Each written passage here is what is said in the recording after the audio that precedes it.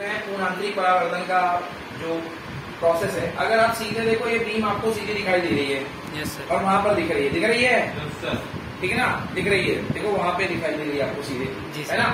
अब मैं इस बीम को यदि मैं परपेंडिकुलर पे ले गया हूँ, देखो आपको बीम ऊपर दिखाई दे रही है, ऊपर फोकस करो भाई, ये देखो ऊपर फोकस दिखाई, मतलब 90 अंश यानी 90 डिग्री की पोजीशन में किसी प्रकार का अपवर्तन नहीं होता है, अपवर्तन नहीं होगा ना। No sir. अब ये देखो, ये जो आपकी बीम है ये होने लग गया अपवर्तन, अपवर्तन मतलब रिफ्लेक्शन, क्या होने लग गया, रिफ्लेक्शन। देखो अब मैं कोण बढ़ा रहा हूँ अपना इंसिडेंट एंगल, तो ये देखो ये कोण बढ़ा, और ये देखो ये क्या हो रहा है, लाइट की रे जो है नीचे आ गई, आ रही है। Yes sir. अब वो पानी हिल रहा है यार, इसलिए थोड़ा सा सपोर्ट करो।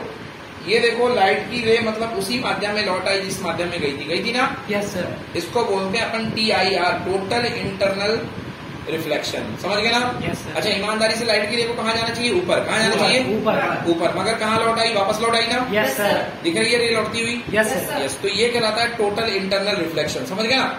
इसके लिए आपको ये एंगल मेंटेन करना पड़ता है, एक एंगल होता है जो इसको इंसिडेंस एंगल, आपतन कोण, इसको मेंटेन करके आपको चलना पड़ता है, तब ये पॉसिबल है, नहीं तो ये पॉसिबल नहीं है, समझ गए।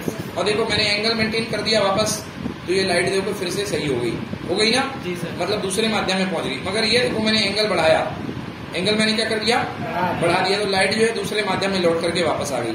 अब ये हिल रहा है क्योंकि मेरे हाथ हिल रहे हैं, अगर मैं इसको यहाँ पे रखूंगा थोड़ी देर के लिए तो ये इस तरह हो जाएगा, तो ये आपको बिल्कुल हिलता हुआ दिखाई नहीं देगा। ये देखिए, अब देखा, आप देखो बिल्कुल क्लियर आ रही लाइट, आ रही है दूसरे माध्यम में, सामने दिख रही है। Yes sir. आ रही है ना। Yes sir. देखो मैं लाइट को कितनी भी दूर कर लूं, आ रही है ना, आया ना। ये देखो बिल्कुल नीचे आ गई। क्या है ये, पूर्ण आंतरिक परावर्तन, क्या है ये, इंग्लिश में इसको बोलते हैं टोटल इंटरनल रिफ्लेक्शन, ठीक है। कोई दिक्कत, चल।